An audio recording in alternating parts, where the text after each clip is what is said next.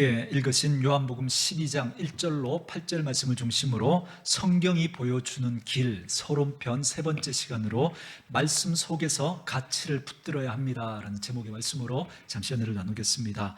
저희들이 이제 창세기부터 시작해서 성경 한 권 한 권을 좀 심도 있게 다루어 가게 될 텐데요. 그 전에 성경에 대한 서론적인 말씀을 지금 살펴가고 있습니다. 첫 번째 나눴던 말씀 여러분 기억하십니까? 성경 속에서 말씀 속에서 뭘 붙들어야 한다고요? 첫 번째, 기회를 붙들어야 합니다 말씀드렸죠. 그러니까 말씀을 가볍게 대하게 되면 롯의 그 사위들처럼 하나님이 주시는 그 생명의 기회를 놓쳐버릴 수도 있다라고 그 마음을 가지고 오늘도 하나님이 나에게 어떤 말씀을 해주실런지 정말 사모하는 마음으로 그 말씀 한 절 한 절을 여러분들이 받게 된다면 말씀 속에서 하나님이 주시는 은혜의 기회를 붙들게 될 것입니다. 말씀을 통해서 우리를 변화해 가시는 하나님의 그 기회를 붙들게 될 것입니다. 그래서 끝내 하나님께서 우리 가정과 우리 자녀들을 향한 하나님의 마음을 알게 될 거고요. 그리고 그 열매들을 우리 붙들게 될 것입니다. 저는 저와 여러분에게 이 은혜가 있기를 주의 이름으로 축원합니다. 두 번째 나눴던 말씀이 뭐였죠? 말씀 속에서 방법을 붙들어야 한다라는 거였죠. 저와 여러분의 인생을 살아가면서 어떤 형식으로든 우리는 어떤 방법을 선택하게 될 것입니다. 그런데 문제는 그 방법이 하나님의 방법이냐 하나님의 방법이 아니냐라고 하는 것이죠. 만약에 하나님이 원하시지 않는 방법을 통해서 우리가 무엇인가 이룰 수 있을 것입니다. 그리고 사람들은 그것을 높게 평가해 줄 수도 있겠습니다. 그러나 만약에 그것이 하나님이 원하시는 방법이 아니라고 한다면 하나님은 거기에 함께 하시지 않습니다. 왜요? 하나님이 그걸 기뻐하시지 않기 때문에 그렇습니다. 그래서 저와 여러분들이 살아가면서 말씀 속에서 하나님이 원하시는 방법이 무엇인지를 여러분들이 찾아가셔야 합니다. 그런데 우리가 인생을 살아가다가 보면 정말 깊이 생각하면서 정말 이것이 하나님이 원하시는 방법일까 아닐까 깊이 고민할 수 있는 그런 시간이 없이 우리가 순간적으로 즉흥적으로 어떤 걸 선택해야 될 때도 있습니다. 여러분, 그때 우리가 하나님이 원하시는 방법을 선택하려면 성령이 우리 안에서 역사해 주셔야 됩니다. 그런데 그 성령이 역사하시려면 우리 안에 뭐가 있어야 된다고 늘 말씀드리죠? 말씀이 있어야 한다고요. 왜요? 성령은 진리의 영이니까 말씀을 통해서 역사하시는 거예요. 그래서 그 순간에, 그 찰나의 순간에 하나님이 성경에 있는 어떤 단어 하나를 생각나게 할 수도 있고요, 어떤 구절 하나를 생각나게도 할 수 있습니다. 그래서 그 순간에 우리는 하나님이 원하시는, 기뻐하시는 그 선택을 하게 될 수 있습니다. 그러려면 평소에 우리가 어떻게 해야 돼요?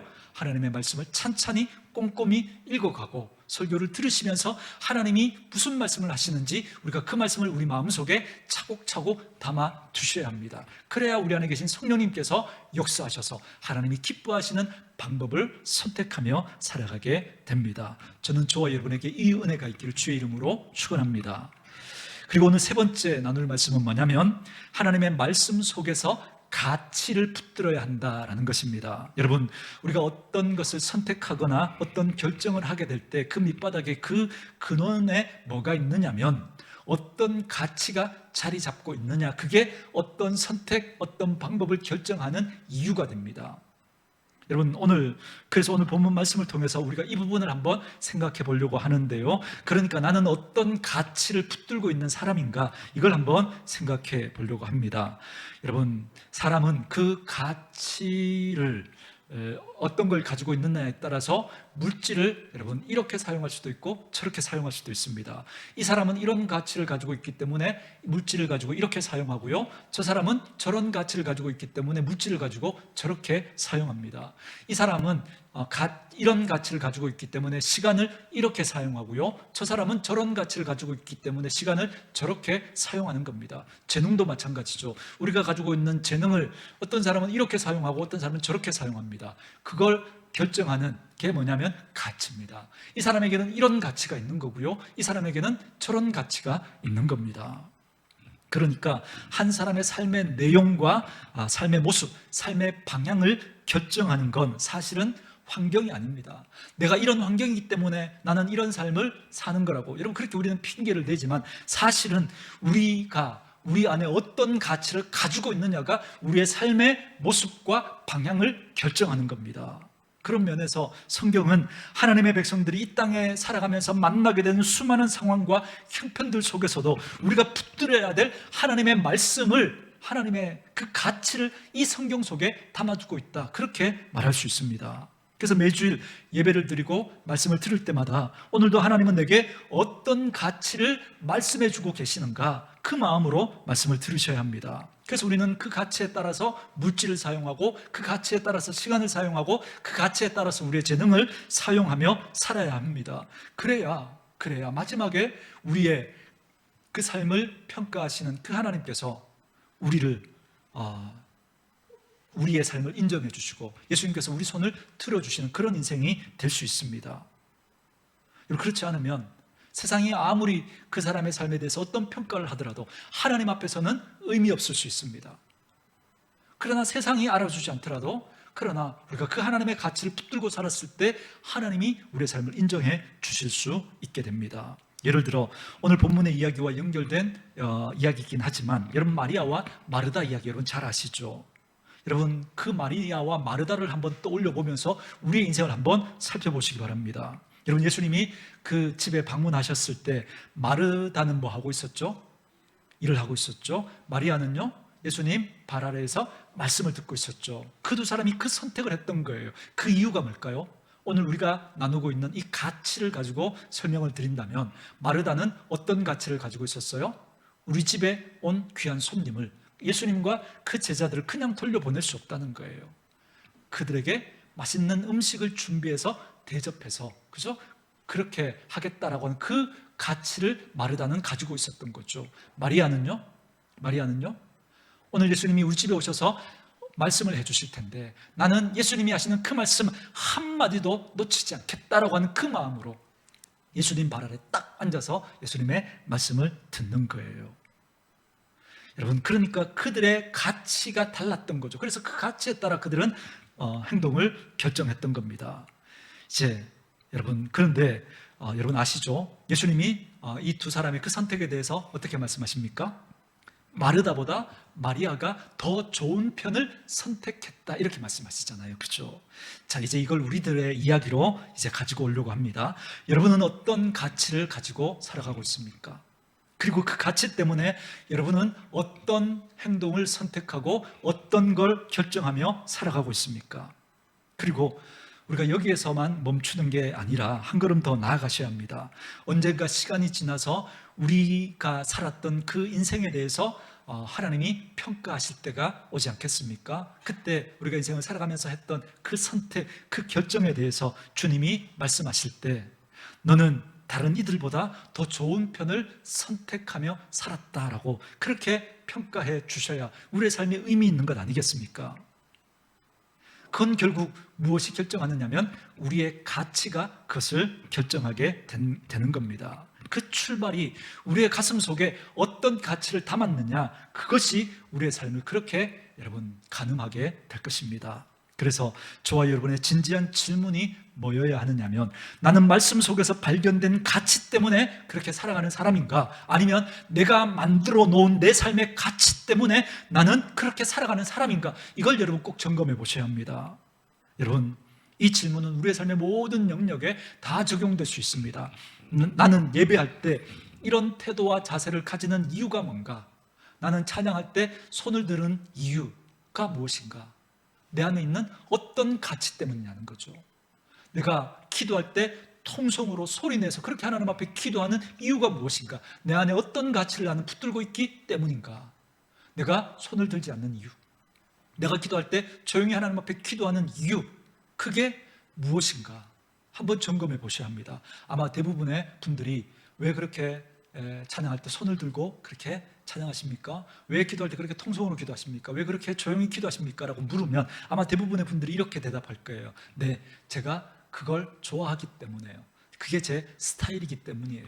또 어떤 분들은 전 그게 제 스타일이 아니기 때문에, 전 그걸 싫어하기 때문에 그렇습니다. 이렇게 대답할 겁니다. 그러나 우리가 어떤 걸 좋아하고 어떤 스타일을 가진 사람이라고 할지라도 오늘 성경이, 하나님이 우리에게 말씀을 통해서 무엇을 말씀해 주신다면, 어떤 가치가 더 소중하고 우리가 붙들어야 할 가치라고 말씀하신다면, 그것이 내 스타일이 아닐지라도, 그것이 지금까지 내가 붙들고 있었던 가치가 아니라고 할지라도 성경이 말씀하시는 그 가치를 붙들고 우리는 앞으로 그 가치를 선택하는 삶을 살아야 하지 않겠습니까?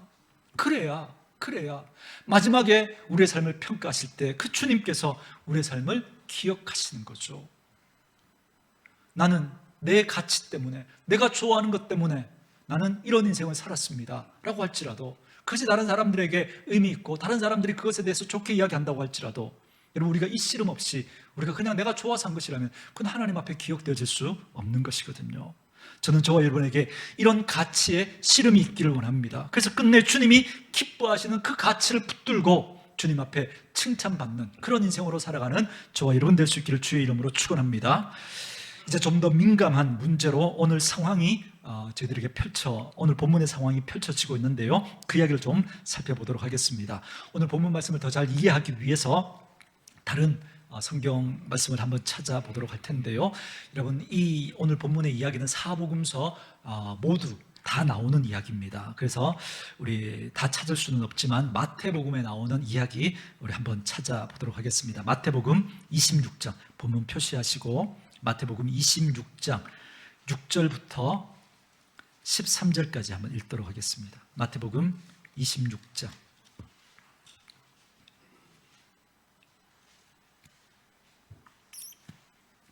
6절부터 13절 말씀까지, 마태복음 26장 한 절씩 우리 번갈아 가면서 저와 함께 읽어갈까요? 제가 먼저 6절 말씀을 읽습니다. 예수께서 베다니 나병 환자 시몬의 집에 계실 때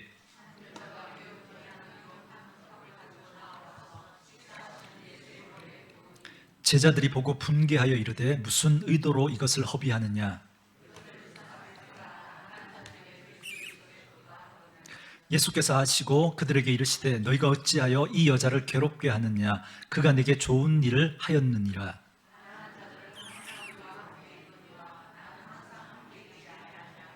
이 여자가 내 몸에 이 향유를 부은 것은 내 장례를 위하여 함이니라. 내가 진실로 너희에게 이르노니 온 천하에 어디서든지 이 복음이 전파되는 곳에서는 이 여자가 행한 일도 말하여 그를 기억하리라 하시니라. 아멘. 여러분, 요한복음 12장에는 어떻게 말씀이 기록되어져 있냐면, 예수님께서 한 집에 들어가셨죠, 그죠? 근데 그 집에 마리아라고 하는 여인이 향유를 가져다가 그걸 깨뜨려서 예수님 발에다가 붓는 장면이 나옵니다. 그때 누가 등장하느냐면 제자 중에 가룟 유다가 딱 등장하죠. 근데 우리가 지금 읽었던 이 마태복음에서는 여러분 가룟 유다라고 하지 않고 누구라고 언급해요? 그냥 제자들 이렇게 언급하고 있죠. 그러니까 요한복음에서는 그 제자들 중에 가룟 유다를 딱 집어서 지금 이야기하고 있지만, 마태복음을 기록한 마태가 봤을 때는 물론 가룟 유다가 딱 나서서 그 말을 하기는 했지만 보니까 제자들 생각이 다 뭐였다는 거예요? 가룟 유다와 같은 생각을 가지고 있었던 거예요. 그래서 제자들이라고 그렇게 표현하는 거죠. 근데 저희가 읽지는 않겠지만 여러분, 이렇게 마가복음, 누가복음에도 동일한 본문이 기록되어져 있습니다. 마가복음에서는 어떻게 표현하느냐면 어떤 사람들이 이렇게 쏟았습니다. 어떤 사람들이. 그러니까 여러분, 이게 점점 더 커지죠. 처음에는 가룟 유다가 지금 그 이야기를 한 거예요, 그죠? 표면적으로는 가룟 유다가 맞습니다. 그 이야기를 한 거예요. 그런데 사실은 그게 누구의 생각이었던 거예요? 제자들의 생각. 그리고 보니까 그 제자들만의 생각이 아니고 거기에 있었던 대부분의 사람들의 생각이 그 생각이었던 거죠. 유다만 그 생각했던 게 아니라는 겁니다. 그런데 여러분, 그래서 그걸 가룟 유다가 딱 나서서 표현을 한 거예요. 가룟 유다가 이렇게 말하죠. 그 여인에게 아니 어찌하여 이 향유를 300데나리온에 팔아 가난한 사람들에게 나누어 주지 않았느냐. 여러분, 이 300데나리온이 얼마냐면 잘 아시죠? 한 데나리온이 노동자 하루 품삯이니까. 그러니까 300데나리온이면 지금으로 치면 노동자 1년 연봉에 해당하는, 그러니까 좀 러프하게, 그죠? 일당을 10만 원 잡아도 여러분 얼마예요? 3천만 원이죠. 3천만 원. 여러분, 어마어마한 금액이죠. 그런데 어떤 분들은 좀 다르게 환산하기도 합니다. 그래서 어떤 학자들은 이게 300데나리온이 약 2억에 해당하는 금액이다, 그렇게 말하는 분들도 있습니다. 어쨌든 큰 금액이죠. 그래서 저와 여러분이 정직하게 오늘 이 본문을 바라봐야 합니다. 저와 여러분의 눈앞에 지금 이 광경이 펼쳐지고 있다고 한번 생각해 보세요. 예수님에게 마리아라고 하는 한 여인이 나오더니 그 예수님 발 앞에 딱 이렇게 엎드리더니 그죠? 그 향유 옥합 3천만 원, 아니 2억 원에 가까운 그 값어치가 있는 그 향유 옥합을 깨뜨려서 예수님 발에다가 붓고 그걸로 예수님의 발을 닦는 거예요. 여러분이 만약에 그 현장에 있었다면 여러분들은 뭐라고 생각했겠습니까? 그때 가룟 유다가, 사실은 가룟 유다만이 아니죠, 제자들 모두가, 또 거기 있었던 많은 사람들이 다 똑같은 생각을 가지고 있었던 거예요. 그런데 마태복음과 마가복음에는 뭐라고 그러느냐면 제자들이 그 여인의 이런 행동에 대해서 분개했다 그럽니다. 분개했다. 여러분, 분개했다라고 하는 게 무슨 말이냐면 마음에 불이 일어났다는 거예요. 불이. 도저히 그 행동을 참을 수가 없었던 거예요. 그래서 막 화가 난 거예요. 그래서 마가복음에서는 어떤 사람들이 화를 냈다 이렇게 표현하고 있습니다. 그러면서 뭐라고 말하느냐면 이것을 300데나리온에 팔아 가난한 사람들에게 나누어 주는 것이 낫지 아니하냐. 근데 왜 가난한 사람들에게 나누어 주지 않고 그렇게 쓸데없이 허비하느냐, 낭비하느냐, 지금 그렇게 말하고 있는 거예요. 자, 여기까지만 딱 듣고요. 자, 여러분 누구 말이 맞는 것 같아요?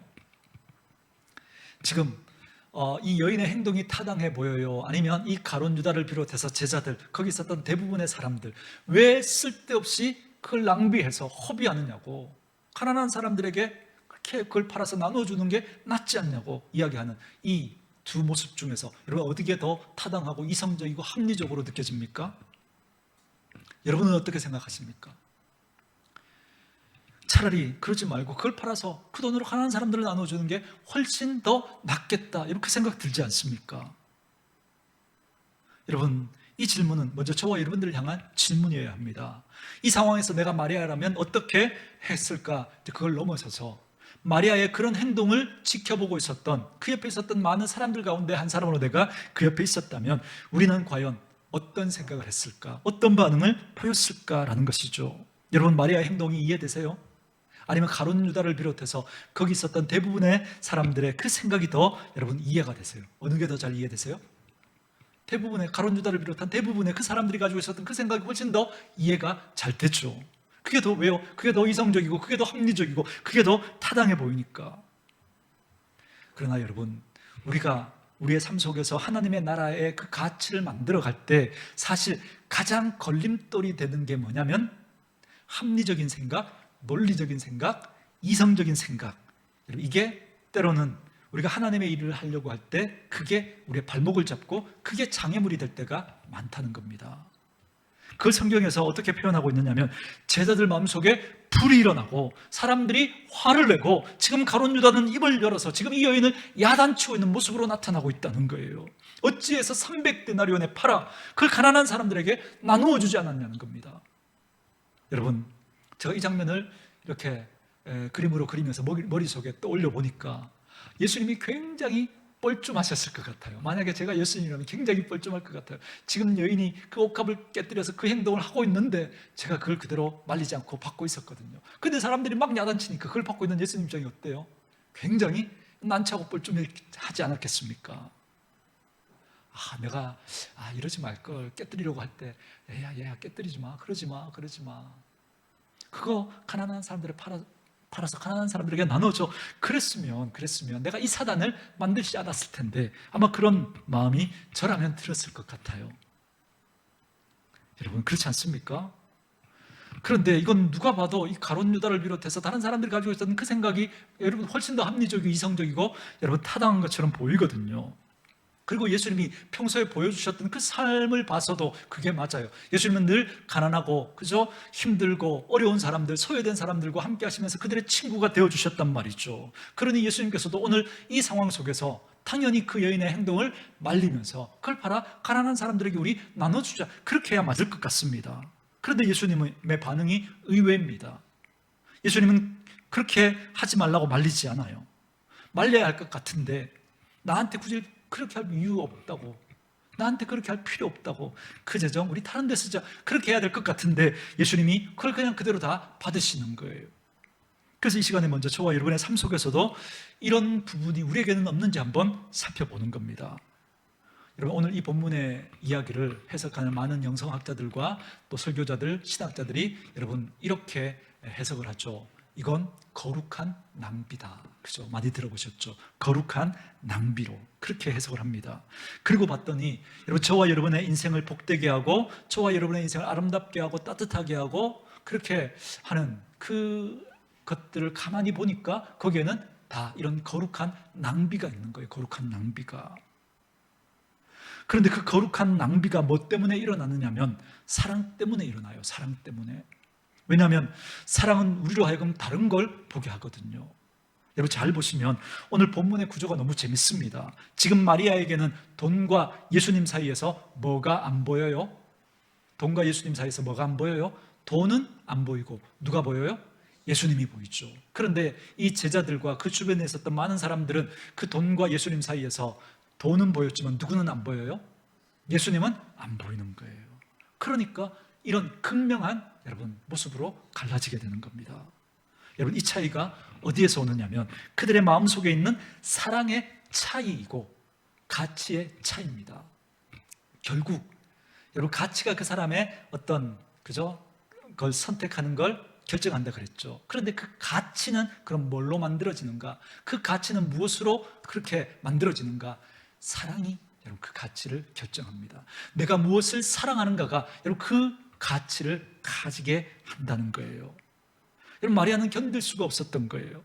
예수님께 받았던 그 사랑과 오빠를 살려준 그 은혜, 그리고 자기에게 베풀어 주셨던 그 주님의 은혜를 생각하니까 돈은 보이지 않는 거예요. 돈은 그 예수님을 사랑하는 그 마음이 너무 크니까 주님에게 내가 그 주님을 사랑하는 그 마음을 어떻게든 표현해 드리고 싶었는데, 그래서 그녀가 선택했던 건 그 옥합을 깨뜨리는 거였습니다. 이게 합리적인가 이성적인가 논리적인가가 아니라 주님을 사랑하는 그 마음으로 주님 앞에 그런 행동을 하게 했던 것이죠. 여러분 어떻게 하면 예수님에게 내 사랑을 전해드릴까? 그가 선택했던 게 바로 이 거룩한 낭비입니다. 여러분 멀리 보지 마시고 가까이 저와 여러분들이 하는 행동들, 여러분들이 하는 그 선택, 행위들을 한번 잘 살펴보십시오. 사랑하는 저와 여러분의 행위가 사실은 낭비처럼 그렇게 보이는 그런 행동을 하게 하는 거예요. 사랑이. 여러분 생일날 천송이 장미꽃을 여러분 이렇게 선물하면 그게 여러분 낭비처럼 보여요? 아니면 여러분 그게 참 뭐 이렇게 좋게 느껴져요? 안 받아봐서 모르겠는데요. 차라리 뭐 돈으로 주지 뭐 이런 생각 여러분 하는 분 계십니까? 왜냐하면 우리는 여러분 의리로 살기 때문에 그렇습니다. 사랑으로 살지 않고. 너무 크게 웃으시는 거 보니까 여러분 의리로 사는 건 아니시죠? 여러분 사랑으로 살 때는 그죠? 그 천송이 장미꽃이 눈물이고 감동으로 그렇게 받아집니다. 근데 40이 지나고 50이 지나고 60이 이렇게 넘어가면 여러분 천송이 장미꽃은 왠지 낭비처럼 느껴지는 거예요. 그래서 여러분 뭐 이렇게 드라마나 뭐 영화 같은 데 보면 그죠? 뭐 길에다가 이렇게 촛불을 막 깔아 놓는 거예요. 그죠? 현관 들어서 입구부터 쭉 따라갔더니 안방에다가 그죠? 막 촛불로 그 하트 모양을 만들어 놓고 그 안에 천송이 장미꽃을 막 이렇게 준비해 놓고 그죠? 뭐 사랑한다고 그죠? 프로포즈하는 그런 장면들 여러분 보셨죠? 아니면 뭐 차 트렁크에 뭐 좀 꺼내달라고 이야기했는데 열어보니까 막 풍선이 막 하늘로 올라가면서 거기 현수막이 달아 올라가는데 사랑한다고 결혼해달라고 그죠? 막 그런 이벤트 하는 거 보셨죠? 아니면 그죠? 여러분 요즘은 뭐 그런 걸로 감동을 안 받으니까 아이 야구장을 빌려가지고 갑자기 막 폭죽이 막 터지더니 전광판에 아무개야 사랑한다 나랑 결혼해줘 뭐 이렇게 막 뜨니까 그죠? 여러분 그런 이벤트 여러분 그거 하려면 돈이 얼마나 들까요? 왜 쓸데없이 그런 걸 해요? 왜? 여러분 그게 사랑하는 그 마음이 아니면 그 도저히 이해될 수 없는 거예요. 그건 거룩한 낭비거든요. 그건 여러분 우리가 데이트하는 시간에 그죠? 차라리 우리가 일을 하거나 차라리 우리가 공부를 하면 더 많은 거래처 사람들을 만나고 더 많은 지식을 습득할 수 있지 않겠습니까? 그런데 우리는 왜 사랑하는 사람과 정말 쓸데없어 보이는 여러분 그 시간들을 우리가 보내는 걸까요? 사랑을 빼고는 설명할 수 없는 거죠. 사랑하니까 낭비처럼 보이는 그걸 하게 되는 거죠. 여러분, 그래서 예배는, 우리가 드리는 이 예배는 거룩한 낭비입니다. 여러분, 마르바 던이라고 하는 분이 쓴 고귀한 시간의 낭비, 예배라는 책이 있습니다. 그러니까 우리가 예배하는 이 시간은, 그죠? 어떻게 보면 낭비인데 그게 거룩한 시간의 낭비라는 거예요. 여러분, 이 시간에 왜 여러분 생업을 접고 여기 오셨습니까? 주일날 장사하면 여러분 더 많이 돈을 벌 수 있는데, 여러분 주일날 우리가 모처럼 늦잠 자고 소파에 누워서 리모컨을 가지고, 여러분 주일날 그 시간에 얼마나 여러분 재밌는, 그죠? 예능 프로들 많이 합니까? 그 시간에 그런 시간들을 우리가 왜 포기하고 이 시간에 우리 주님 앞에 나와서 예배합니까? 왜 멀리 영천에서, 왜 멀리 내남에서 차를 몰고 여기까지 오셨습니까? 이거 다 낭비처럼 여러분 그렇게 보이지 않습니까? 그러나 이것처럼 거룩한 낭비가 없는 거죠. 이것처럼 여러분, 거룩한 낭비를 하지 않는 사람의 마음속에는 바른 가치와 사랑의 충격이 없는 거예요. 그 주님과의 그 만남의 충격이 없는 거예요. 그래서 시간만 보이고, 그래서 여러분 돈만 보이는 거죠. 그 시간을 낭비해서 만나야 할 그 주님은 보이지 않는 거예요. 그 돈을 허비해 가면서까지 만나야 할 그 주님은 보이지 않는 거예요. 제가 그 신혼 초에 정확하게 집사람이 뭘 사줬는지는 기억이 잘 안 나는데, 제가 그때는 가난한 신학생 때였으니까, 그죠? 이렇게 와이셔츠를 사도 정식으로 이제 매장에서 사지 못하고 백화점 가면 매다에서 그죠? 싸게 파는 5,000원짜리 그렇게 사 입고 할 텐데, 그런데 하루는 집사람이 뭐 이렇게 돈을 모아서 이렇게 제가 생각할 때는 감당할 수 없는 그런 비싼 와이셔츠였을 거예요. 사준 거예요. 근데 제가 그걸 받고는 화를 냈어요. 왜 이렇게 쓸데없이 비싼 걸 샀냐고. 그래서 집사님 마음에 상처를 받았죠. 내가 다시는 사주나 봐라. 그래서 지금까지 사주는 걸 못 입고 제가 사서 입습니다. 여러분, 그 아내는 사랑하는 남편을 위해서 그저 사랑을 준 건데, 저는 뭘로 본 거예요? 돈으로 본 거죠. 돈으로. 그죠? 사랑은 뭐 돈을 본 거죠. 그리고 아내 그 거룩한 소비를 낭비로 그렇게 여기니까 싸움으로 끝나버린 거죠. 여러분, 거룩한 낭비를 우리는 주님 앞에 드리고 있습니까? 맞아요. 예배도 이렇게 매주일마다 이렇게 모이지 않고도 우리 드릴 수 있는 방법도 있잖아요. 그죠? 그러나 한 번 더 생각하면 여기까지 오는 그 시간, 그걸 위해서 여러분이 일찍 일어나서 머리를 다듬고 옷 매무새를 만지고 또 그리고 시간을 들여서 그렇게 여기까지 나아오는, 그죠? 그 시간, 그 어떤 또 여러분들이 헌금을 하면서 드리는 그 물질, 그게 결국은 무엇 때문이냐면 주님을 사랑하는 그 가치 때문에 우리가 그렇게 하는 거죠. 거기에 주님이 감동하시는 거예요. 거기에 여러분, 모든 것이 하나님의 것인데 여러분 어떤 걸 드린다고 여러분 주님이 그것으로 우리에게 감동을 받으시겠습니까? 거기에 담긴 정말 주님을 사랑하는 우리의 가치를 하나님 앞에 담아드리기 때문에, 그래서 주님이 감동하시는 거죠. 그리고 거기에 우리의 감동이 있는 것입니다. 그러나 이 여인에게 이 향유를 어찌하여 300데나리온에 팔아 가난한 사람들에게 나누어 주지 않았느냐라고 말하는 그 사람들의 그 마음에는 그게 없었던 거예요. 그 주님을 사랑하는 그 마음이 없었던 거죠. 그래서 주님은 처음부터 알고 있었던 거예요. 다 가룟 유다도 제자들도 어떤 사람들도 여러분 그의 마음속에 주님을 그렇게 사랑하는 마음이 없었다는 걸 알고 있었던 거예요. 정말 그들이 정말 주님을 사랑하는 마음이었다면 그렇지 않았겠죠. 그리고 그들이 지금 명분으로 내세우고 있는 그 가난한 사람들이라고 하는 그 명분을 내세우고 있는 그것도 마찬가지예요. 정말 그들이 가난한 사람들을 사랑하고 정말 그들에 대한 가치를 마음에 두고 있었다면, 여러분 이 마리아가 드리는 그 옥합이 아니라 자기가 가지고 있는 것으로 그 사람들을 도와주면 되잖아요. 그들은 그렇게 하지 않았거든요. 처음부터. 그러면서 말만 그렇게 하는 거예요. 말만. 나중에 가룟 유다의 본질이 드러났죠. 예수님은 알았어요. 이 사람은 돈꾀를 맡았던 사람인데 결국은 그 돈에 마음이 있었다는 걸 주님은 아셨습니다. 그래서 여러분 이 가룟 유다가 그 돈을 맡으면서 그 돈꾀에서 그저 얼마를 착복했던 거 알고 있었던 거죠. 오늘날로 이야기하면 재정 횡령을 한 거죠. 자금 횡령을. 여러분 이를테면 그래서 이 가룟 유다의 마지막 선택이 뭐였죠? 그래서 이 가룟 유다의 마지막 선택이 예수를 누구를 팔아요? 예수를 팔아버리죠. 뭘 받고요? 은 30 돈을 받고 예수를 팔아버립니다. 그러니까 가룟 유다는 처음부터, 그죠? 정말 예수님에게 뭔가 얻어내려고 했던 그 생각이었던 거죠. 처음부터 예수님에게 자기의 것을 허비할 생각이 없었던 거예요. 도리어 예수님에게 뭔가를 얻어내야 되겠다라고 하는 그 생각이 있었던 거예요. 그래서 주님을 따랐던 거죠. 그런데 그 주님을 따라다가 보니까 정말 주님에게서 뭔가 얻을 수 있을 것 같았거든요. 능력을 행하시는 그 주님을 보니까. 그런데 어느 순간부터인가 예수님께서 능력을 행하시지 않는 거예요. 너무나 무기력한 모습으로, 너무나 무능한 모습으로 그렇게 십자가를 향하여 나아가신 그 예수님을 보니까 더 이상 이 예수에게서 얻을 것이 없다라고 판단되어지니까 그 예수를 팔아서라도 나는 내가 원하는 걸 얻어내야 되겠다라고 하는 그 생각에 예수를 팔아버린 거죠.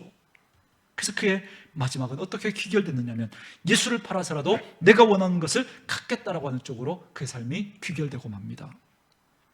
근데 그 마음은 가룟 유다만 그랬던 게 아니라는 거죠. 제자들도 그랬던 거죠. 예수님께서 이렇게 말씀하시잖아요. 가난한 자들은 항상 너희와 함께 있을 것이다. 그러니까 이런 뜻인 거예요. 그래, 왜 그 돈으로 그렇게 가난한 사람들을 나눠주지 않았느냐라고 그렇게 말하려면 차라리 너희 것으로 도와주면 되지 않느냐, 그렇게 말씀하시면서 도전하시는 겁니다. 여러분, 가끔 주일날, 그죠? 우리 교회는 늘 꽃꽂이는 안 하지만, 그죠? 가끔 이 강단을 꽃으로 장식해 놓을 때, 여러분 예전에 교회에서 그걸 보면서 불편해하는 분들이 있는 거예요. 왜 그 돈을 쓸데없이 그런 데 쓰느냐고, 그죠? 구제하거나 선교하는 데 쓰면 되지. 또 어떤 분들은 왜 교회에서 그렇게 많은 시간을 쓰냐고, 왜 그렇게 쓸데없이 자꾸 모여서 그러느냐고, 그렇게 불편한 분들도 있습니다. 여러분, 그가 그곳에 돈을 쓰고, 그가 그곳에 시간을 쓰고, 그가 그곳에 재능을 쓰는, 그죠? 그 이유는 그 속에 있는 가치가 있기 때문에 그런 거죠. 가치가 다르기 때문이라는 걸 그는 모르는 거죠. 그래서 함부로 말해버리는 거예요. 함부로 내가 가지고 있는 가치를 가지고 다른 사람들 함부로 판단해버리는 거죠. 그러나 그렇게 말하기 전에 나는 과연 따로 시간을 내어서 예배당에 와서 한 번이라도 하나님 앞에 기도해 본 적이 있는가? 나는 과연 주님을 위해서 내 지갑을 열어서 그렇게 한번 헌신해 본 적이 있는가?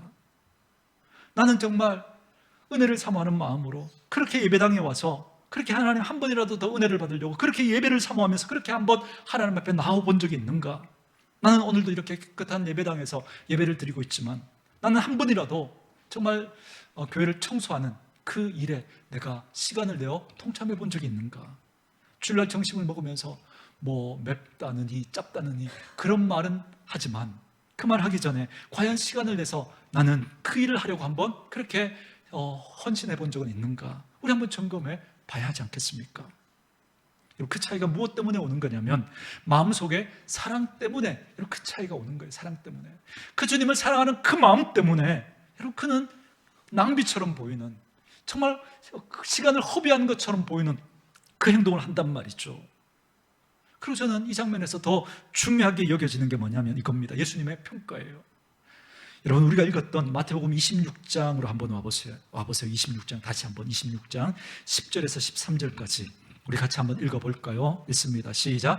예수께서 아시고 그들에게 이르시되 너희가 어찌하여 이 여자를 괴롭게 하느냐? 그가 내게 좋은 일을 하였느니라. 가난한 자들은 항상 너희와 함께 있거니와 나는 항상 함께 있지 아니하리라. 이 여자가 내 몸에 이 향유를 부은 것은 내 장례를 위하여 함이니라. 내가 진실로 너희에게 이르노니 온 천하에 어디서든지 이 복음이 전파되는 곳에서는 이 여자가 행한 일도 말하여 그를 기억하리라 하시니라. 아멘. 자, 예수님의 평가가 뭐냐면 아주 극단적인 평가를 하시는 거예요. 이 여자가 지금 일을 잘하고 있다는 거예요? 못하고 있다는 거예요? 잘하고 있다는 거예요.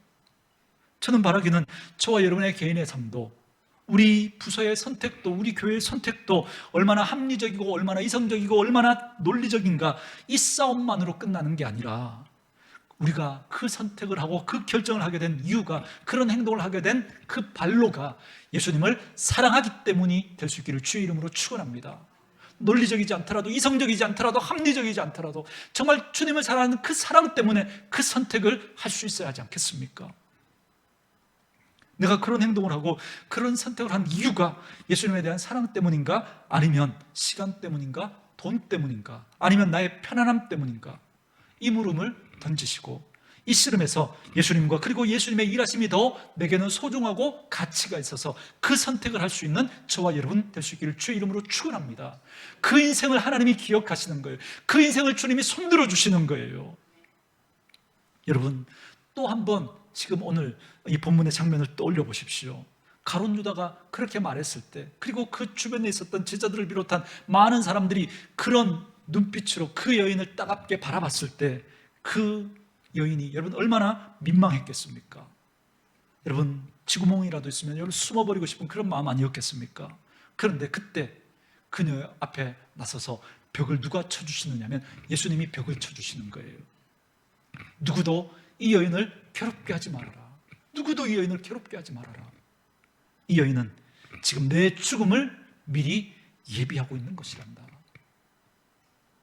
저는 이 예수님의 말씀이 충격적으로 다가왔습니다. 그래서 이런 생각이 들었어요. 정말 마리아의 이 행동은 예수님의 죽음을 미리 알고 한 행동일까? 정말 마리아는 정말 예수님의 죽음을 미리 알고 그래서 지금 옥합을 깨뜨리면서 이 행동을 한 것일까? 라는 질문이 생겼습니다. 1번, 미리 알고 그렇게 한 것이다. 2번, 아니다. 그냥 좋아서 모르고 한 것이다. 여러분, 1번이에요, 2번이에요? 1번이에요, 2번이에요? 그렇죠? 전 2번일 것 같아요. 몰랐을 것 같아요. 그런데 모르고 그냥 한 거죠. 왜요? 예수님이 너무 좋으니까. 예수님 너무 사랑하니까. 어떻게든 예수님에게 그 사랑을 표현해드리고 싶었던 거죠. 여러분, 그런데 이게 나중에 어떤 결과로 예수님에게 기억이 남게 됐느냐면 마태복음에도, 우리가 읽었던 마태복음에도 그렇고요, 마가복음 14장에서도 이렇게 말합니다. 9절에 내가 진실로 너희에게 이르노니 온 천하에 어디서든지 복음이 전파되는 곳에는 이 여자가 행한 일도 말하여 그를 기억하리라 하시니라. 아멘. 맞아요. 지금 저와 여러분이 하는 일이 하나님 나라에서 어떤 크기의 일인지, 어떤 의미가 있는 일인지 우리는 지금은 다 알 수 없어요. 우리는. 그러나 예수님을 사랑해서 했던 여러분들의 그 선택이, 그 거룩한 낭비처럼 보였던 그 낭비가, 그 헛되게 소비하는 것처럼 보이는 그 허비가 나중에 주님께서 그 일을 두고 이렇게 말씀하실지 몰라요. 그때 네가 했던 그 일이 하나님의 집에 보석과도 같이 너무나도 귀하고 소중한 일이었단다. 주님 그렇게 말씀해 주실지 모릅니다. 그래서 여러분, 저는 아무리 생각해도 여러분 마지막에 우리 하나님 앞에 섰을 때 엄청난 해프닝이 있을 것 같아요. 엄청난 해프닝이. 많은 사람들이 박수치고 환호해 줬던 일이 하나님 앞에서는 아무런 의미 없는 일이 되어버릴 수 있습니다. 엄청나게 그런 일들이 많이 일어날 거예요. 그리고 아무도 사람들이 알아주지 않았던 일, 우리 어쩌면 너는 왜 그런 행동을 하느냐고 그렇게 사람들이 입에 댔던 그 일이 어쩌면 주님 앞에 기억되어지는, 그리고 주님이 손들어주는 그런 일이 될 수도 있다는 겁니다. 저는 저와 여러분의 인생이 정말 주님이 손들어 주시는 그런 인생 되어지기를 원합니다. 저와 여러분들의 인생을 살아가면서 어떤 선택을 하고 어떤 결정을 하고 여러분들이 어떤 행동을 하든지 여러분의 그 모든 믿음의 행위가 주님을 사랑하기 때문에, 주님에게 우리의 모든 가치가 거기에 있기 때문에 그것 때문에 선택하고 그것 때문에 결정하고 그것 때문에 그렇게 행동하는 분들 될 수 있기를 주의 이름으로 축원합니다. 그래서 저와 여러분의 인생이 마무리되고 우리 교회의 사역이 마무리되었을 때 주님께서 보시고 너희들은 그때 나를 위해서 이 선택을 했었지, 내가 그걸 기억하고 있단다, 그렇게 말씀해 주신다면 여러분 그것처럼 의미 있는 인생이 어디 있겠습니까? 저는 저와 여러분의 인생이, 우리 교회가 그런 인생 되어줄 수 있기를 주의 이름으로 축원합니다. 그래서 여러분이 어떻게 물질을 쓰든 어떻게 시간을 쓰든 어떻게 재능을 쓰든 그것이 주님을 사랑하는 그 사랑의 발로에서 나와서 예수님을 너무나 사랑하기 때문에 나의 물질을 소비하고, 예수님을 너무나 사랑하기 때문에 나의 시간을 허비하고, 예수님을 너무나 사랑하기 때문에 나의 재능을 거기에 쓰면서 그렇게 살아가는 그런 분들 되어줄 수 있기를 주의 이름으로 축원합니다. 그래서 다른 사람들은 그것에 대해서 이해하지 못하고 입을 댈지 모르지만 그러나 우리 주님이 막아주실 거예요. 아무도 그 사람의 그 행동에 대해서 말하지 말라고. 그는 나를 위해서, 하나님의 나라를 위해서 그 일을 한 거라고 그렇게 말씀해 주신다면 여러분 그만큼 복된 인생이 어디 있겠습니까? 저와 여러분에게 이 은혜가 있기를 주의 이름으로 축원합니다.